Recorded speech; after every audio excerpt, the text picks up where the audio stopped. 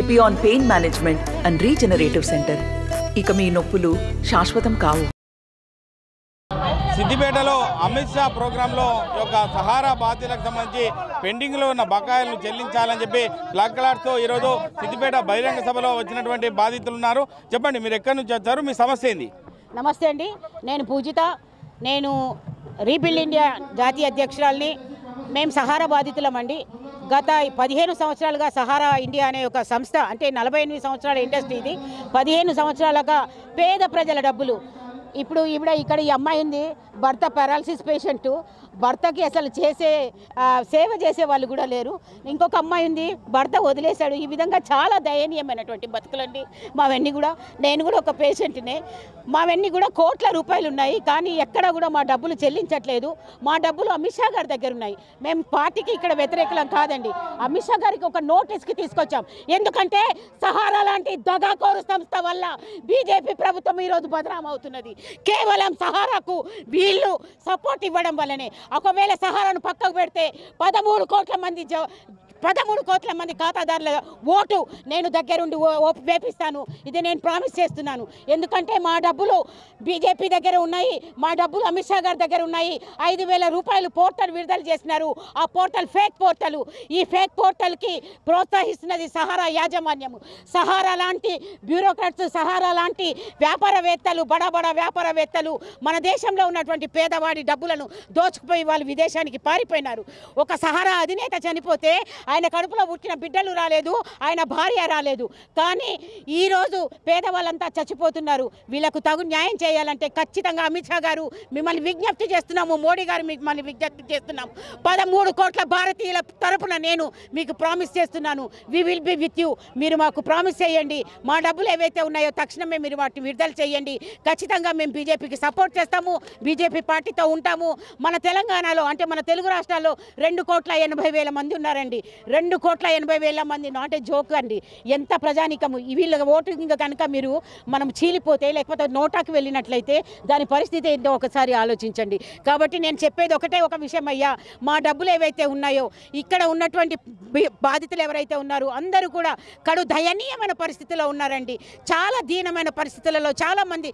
మీకు ఒక విషయం చెప్తాను, ఇక్కడ ఇంత ఉన్న మంది బ్రదర్స్ 7,474 మంది ఆత్మహత్యలు చేసుకున్నారండి.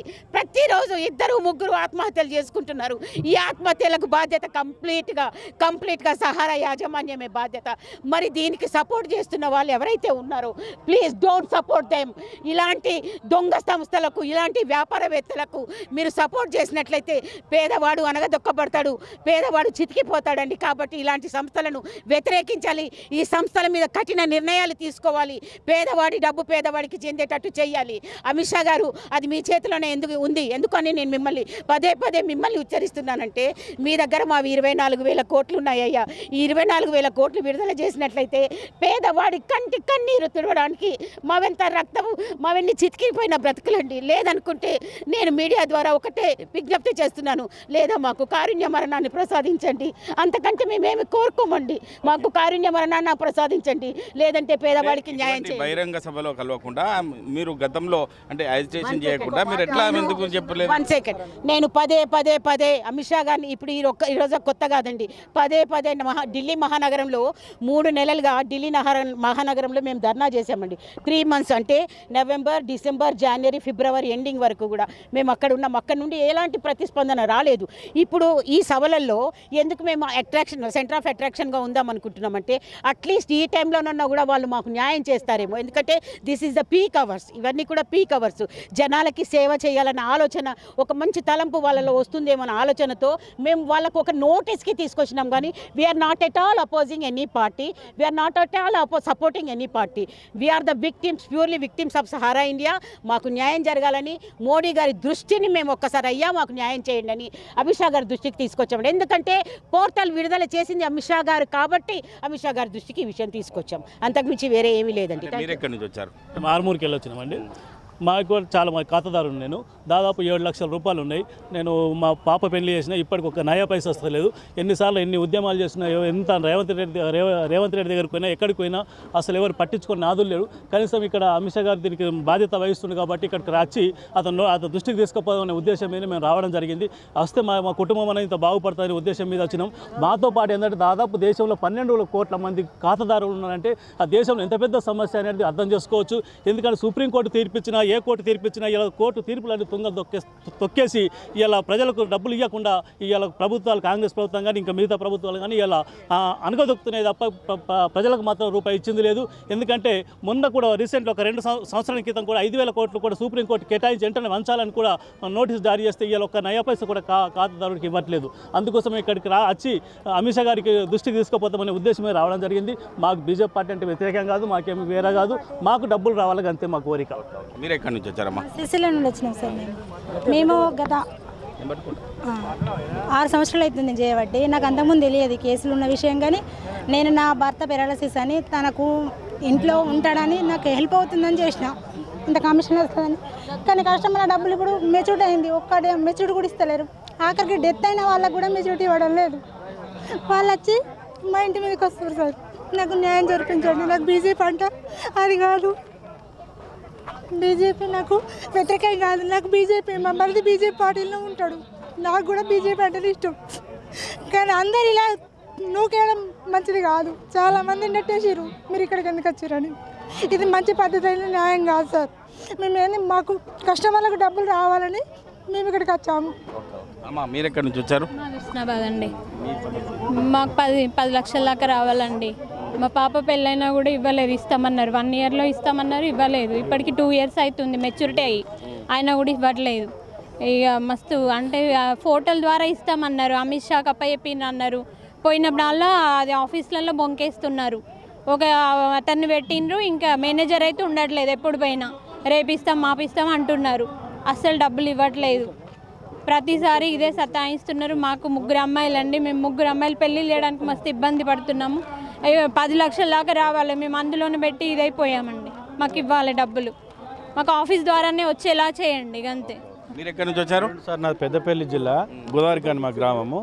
ఇక్కడ 10 లక్షల రూపాయలు నేను ఆటో నడుపుతా సార్. ఆటో నడిపి సహారాలో దాచుకుంటే ఇవి ఏమైనాయో ఎటు పోయినాయో తెలియదు. మొన్న మా పూజిత మేడం కలిస్తే మీరు రా అంటే నేను అక్కడి నుంచి ఇక్కడికి వచ్చిన సార్. ఎర్ర టెండలు అయ్యో, మా భార్య పేరు మీద 10 లక్షలు, నా పేరు మీద 10 లక్షల రూపాయలు. ఈ పైసలు ఎట్టుపోతాయి? ఈ ప్రభుత్వం ఏంది, ఎవరు పట్టించుకుంటారు పేదోళ్ళను? అంటే మరికొందరు మనతో ఉన్నారు బాధితులు. మీరు ఎక్కడి నుంచి వచ్చారు? ఏంది మీ సమస్య ఏంది? సిరిసిల్ల నుండి వచ్చాము. అయితే సహారా సెబీ రిఫండ్ ఖాతాలో సహారా డబ్బులు 24,000 కోట్లు గత 12 సంవత్సరాలుగా సహారా సెబీ రిఫండ్ ఖాతాలో ఉన్నాయి. ఈ మధ్యనే సుప్రీంకోర్టు కేంద్ర ప్రభుత్వం కలిసి 5,000 కోట్లు సిఆర్సిఎస్ రిఫండ్ పోర్టల్ ద్వారా విడుదల చేసినారు. కాకపోతే అందులో ఇప్పటి వరకు 1,20,000 మంది అప్లై చేసుకుంటే ఓన్లీ 1,00,000 రిజెక్ట్ చేసి 20,000 మందికి దాదాపు ఒక 200 పైచులకు కోట్లు పంపిణీ చేసినారు. 5,000 కోట్లలో 200 చిల్లర కోట్లు మాత్రమే పంపిణీ చేసినారు. చాలా సిఆర్సిఎస్ అనేది ప్రతి కస్టమర్ అప్లై చేసుకున్న వాళ్ళకు ఎన్నో రకాలుగా డెఫిషియన్స్ అని ఇచ్చేసి డబ్బులు రిజెక్ట్ చేసి డబ్బులు ఇవ్వడంలో జాప్యం జరుగుతుంది.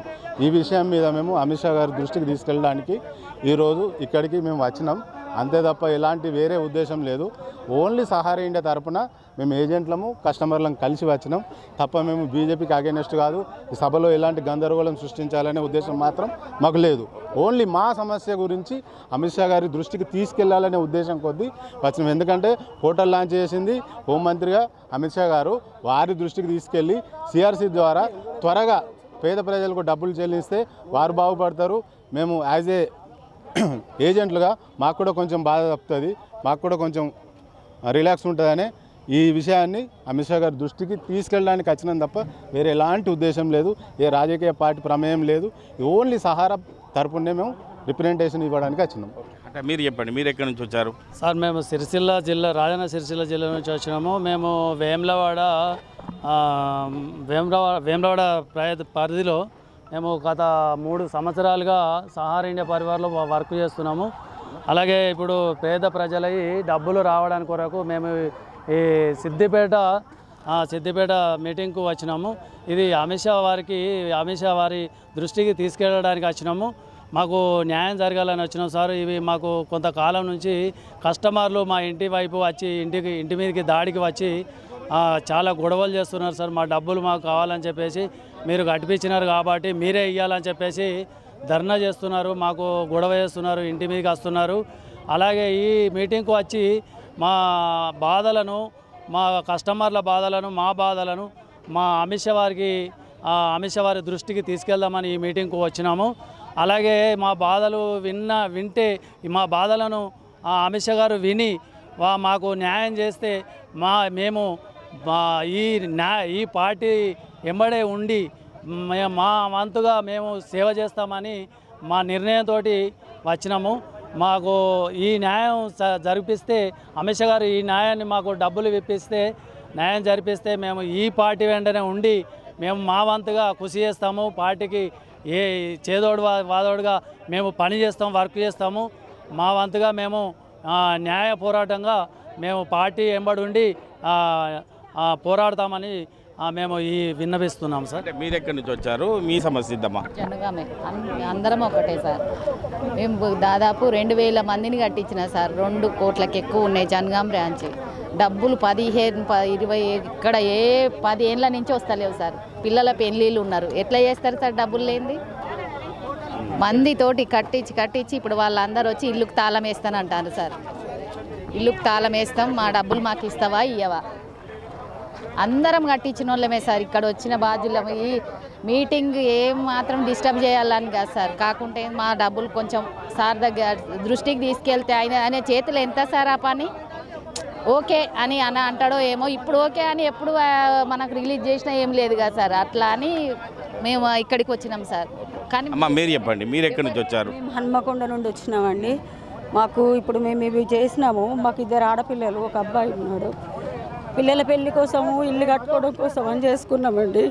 ఇప్పుడు చూస్తేనేమో మాది అయిపోయింది, ఆల్రెడీ అయిపోయినా కూడా డబ్బులు ఇవ్వమంటే పోర్టల్ పెట్టినాం, మీరు దానిలో పెట్టుకోండి అన్నారు. పెట్టినాము. 10,000 చిన్న ఉన్న వాళ్ళకి ఇస్తామని అన్నారు. అసలు ఎవరికి ఇస్తానో ఎవరికి పోతున్నాయో తెలియట్లేదు. డబ్బులు మాత్రం వస్తలేవండి. ఇవి రాకపోతే మేము చనిపోవడం తప్ప మాకు వేరే గత్యంతరం లేదండి. అందుకనే మేము ఇక్కడ అమిత్ షా మీటింగ్ ఉందని ఆయనకు చెప్పుకోవడం కోసం వచ్చినాం తప్ప ఏ రాజకీయ పార్టీలతోని మాకు సంబంధం ఏమీ లేదు. మేము ఈ సహార బాధితులం. మేము దయచేసి మాకు సహాయం చేయమని అడగడానికి మాత్రమే, అమిత్ షాను కలవడానికి మాత్రమే వచ్చినామండి. మేము ఇక్కడికి ఎన్నో మీటింగ్లకు పోయినాము. ఈ మీటింగ్ దగ్గర అమిత్ షా గారిని కనీసం ఆయన దృష్టి కన్నా వస్తుంది ఈ వార్త అనే ఉద్దేశంగానే మేము అందరం ఇక్కడికి రావడం జరిగిందండి. మేమందరం బాగలేదండి. అయ్యో ఇప్పుడు కావాలంటే రిపోర్ట్స్ కూడా ఉన్నాయి, చూపెడతా నేను, మీకు చూపించమంటే. హెల్త్ బాగా లేకపోయినా కూడా హన్మకొండ నుండి ఇంతవరకు వచ్చినామండి మేము, ట్యాబ్లెట్స్ వాడుకుంటూ కూడా. మేమందరం దయచేసి మాకు న్యాయం చేయాలని కోరుకుంటున్నామండి, అంతే. మీరు ఎక్కడి నుంచి వచ్చారు? అంటే మీ సమస్య ఏందమ్మా? మాది జనగాం నుంచి వచ్చాము. నా పేరు రమాదేవి. ఇదే సమస్య అంటే ఇదే అండి. దీంట్లో మాకు సహారా దాంట్లో మేము పొదుపు చేసుకున్నాము, ఆర్నీలు చేసుకున్నాము. కొన్ని అప్పులైనాయి, మా వారు చనిపోయారు. అప్పటి నుంచి మేము అడుగుతున్నాము. 2020 నుంచి మేము అడుగుతూనే ఉన్నాము. వాళ్ళు ఇవ్వడానికి సిద్ధం లేరు, ఇవ్వలేదు. ఆఖరికి ఇక మేడం వాళ్ళు స్ట్రైక్ స్టార్ట్ చేశారు. కనీసం వాళ్ళతో మేము కూడా ఉంటే మాకు వస్తాయని చెప్పి మేము తిరుగుతూనే ఉన్నాము. ఎక్కడికంటే అక్కడ తిరుగుతున్నాము, చేస్తున్నాము. దీనికి కారకుడు రామకోటేశ్వరరావు. రామకోటేశ్వరరావు మీద ఎన్ని కేసులు ఉన్నాయి, 500లకు పైన ఉన్నాయి, చిల్లర కేసులు ఉన్నాయి. ఆయన పట్టించుకుంటూ లేరు. ఆయన ఎక్కడంటే అక్కడ తడుపుతుండు, బయటకు వచ్చేస్తుండు.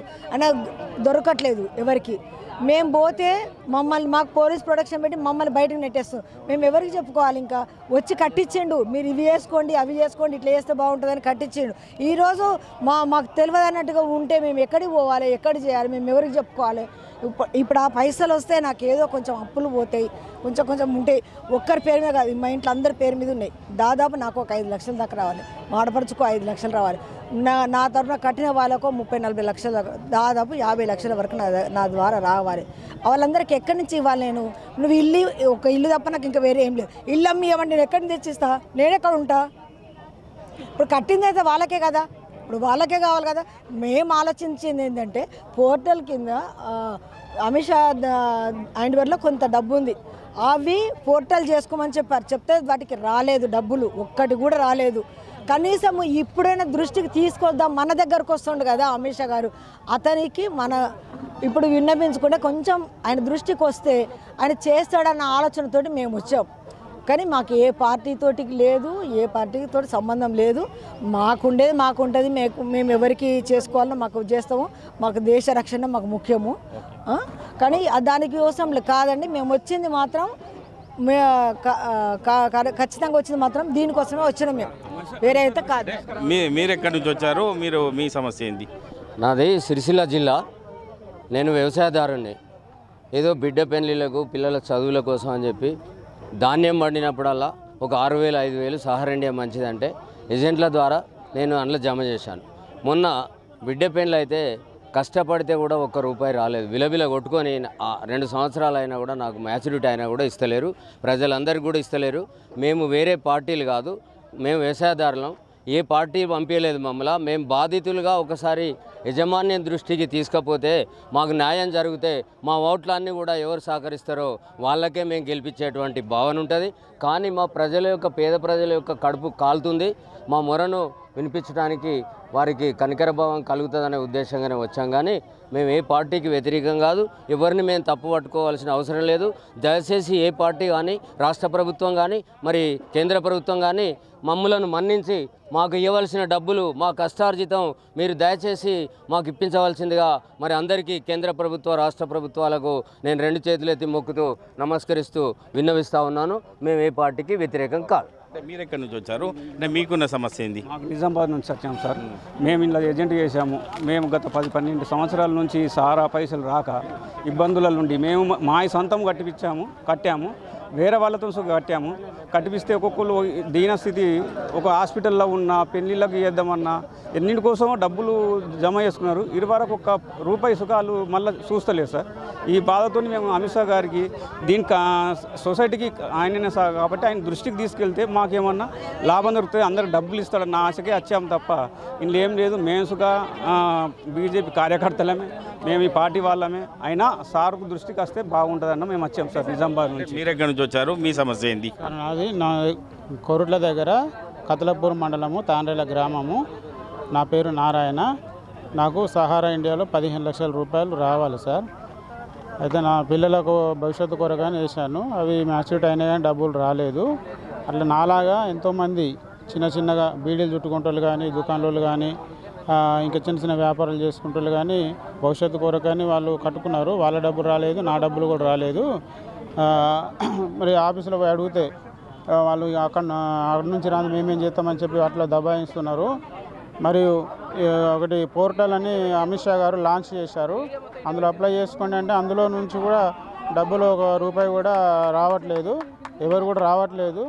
కాబట్టి మరి సార్ సిద్దిపేట మన దగ్గరకు వస్తుంది కదా, సార్ దృష్టికి తీసుకెళ్తే మా సమస్యకు పరిష్కారం చేస్తారనేటువంటి ఉద్దేశంతో సార్ దగ్గర రావడం జరిగింది.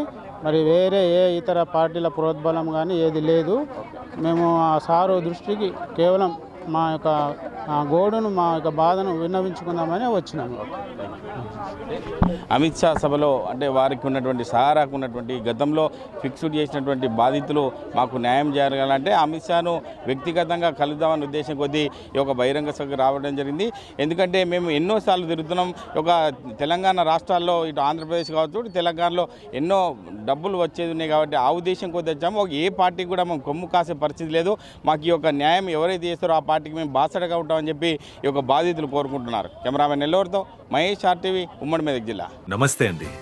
ఇది వ్యాపారం గురించి కాదు, ఓటు గురించి. ఎన్నికల్లో ఓటు వేయడం మన హక్కు మాత్రమే కాదు, కర్తవ్యం. ఎంతో మంది మహా నేతలు శ్రమించి ప్రాణత్యాగం చేసి ఈ అవకాశాన్ని మనకిప్పించారు. అందరూ ఓటు వేద్దాం. ఎందుకంటే ఓటు హక్కు ఊరికే రాదు. నా ఓటు ఎవరికో తెలుసా? అది సీక్రెట్ అండి.